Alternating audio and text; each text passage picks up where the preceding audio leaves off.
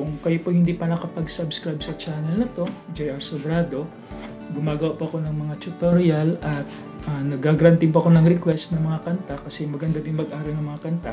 Especially yung hindi ako familiar, ay nalalaman ko yung mga kanta na aaral ko. So, if you have any request po, try ko pong aralin sakaling kayanin.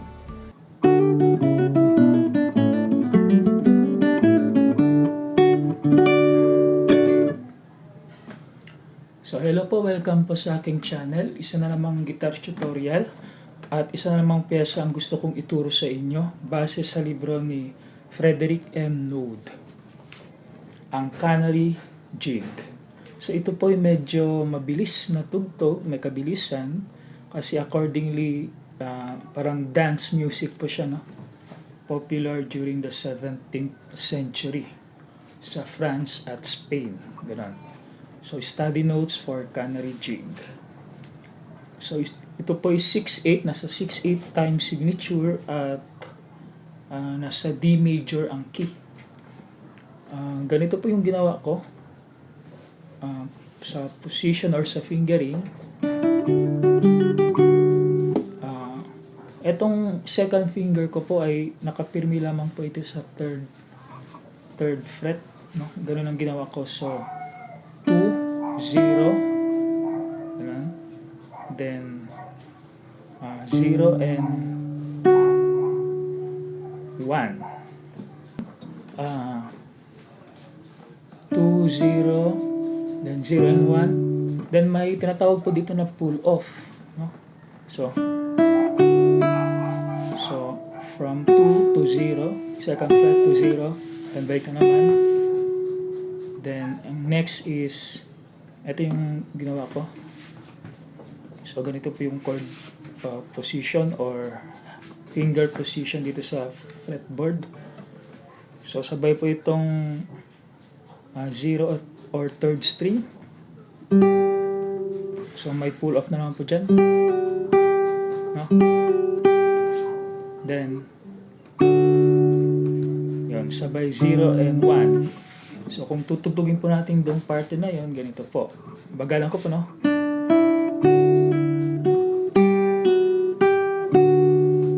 Yun. Kung mabilis naman.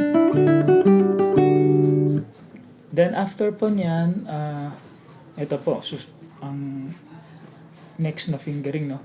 So, 4 to second fret.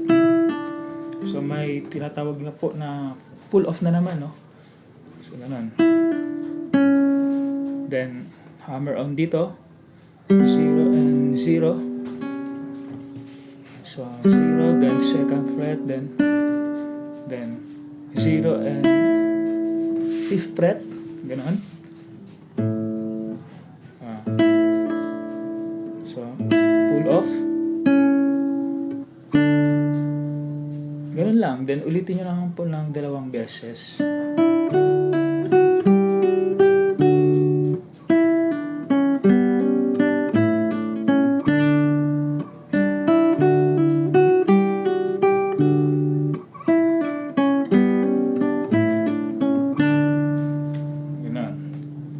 Then, ang next is yung ganito, no?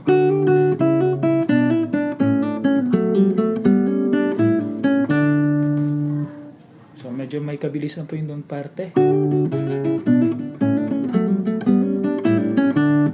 Ang gagawin po natin dyan is ganito.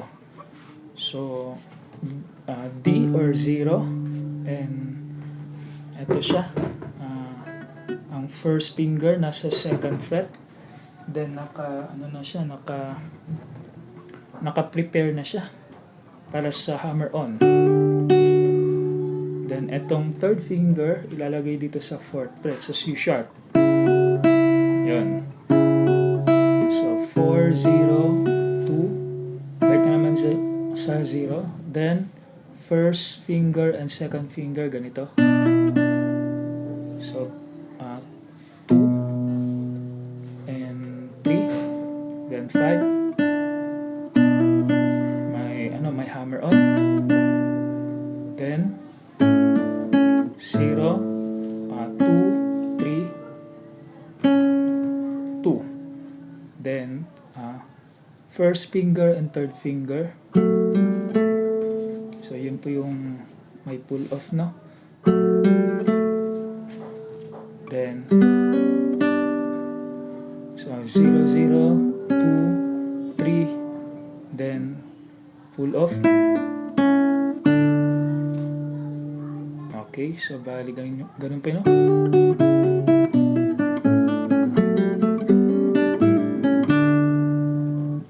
Okay, ang next po ay ganito po.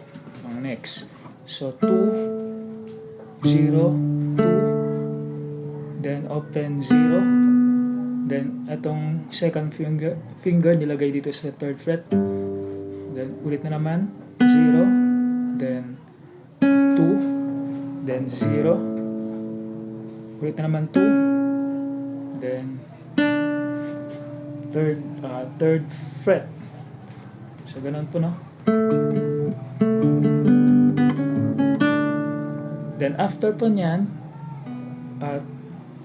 ganito po yung chord position or ganito po yung finger position na ginawa ko para may mga preparation man po ng konti, no?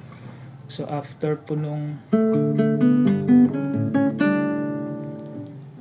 F sharp or ganito 3, 4, so 3, 4, 3,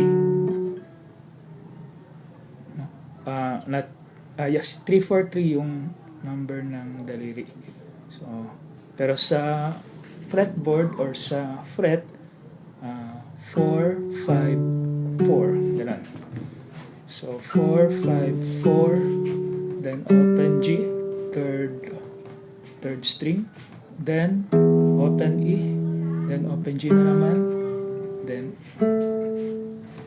A or second fret. Third string. Open A. Fifth string. Then, ulit na naman. Then, ang next is sabay itong third finger and fourth finger, no? D and F sharp. Sabay po yan. So, pick up po tayo dito.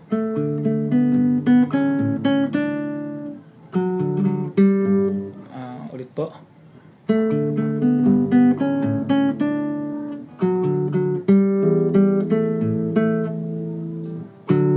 Yun, you know?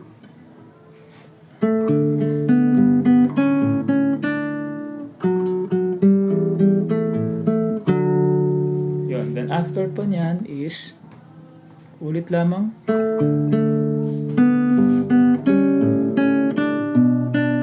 Dito po yung may changes. Dito po tayo pick up. Okay.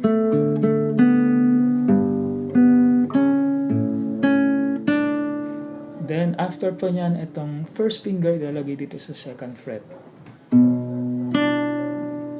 Then ang ginawa ko dito, inner string, no?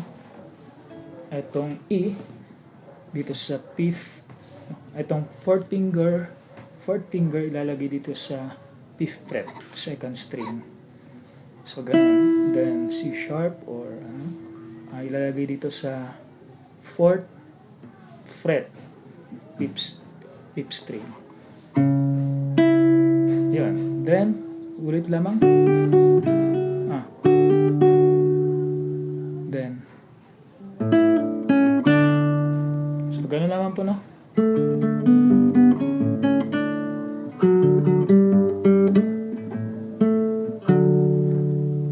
E pa lang. Sige, isa pa.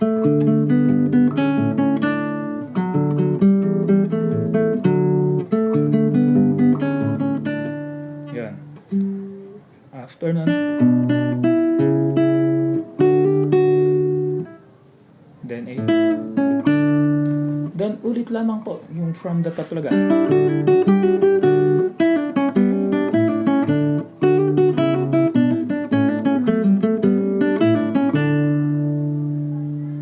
So practice lamang po kasi naulit-ulit lamang po yung mga passage. At yun po yung Canary Jig na nasa libro ni Frederick M. Noad. Sana ay aralin nyo po at enjoy nyo rin po yung pagtugtog. Maraming salamat po sa panonood.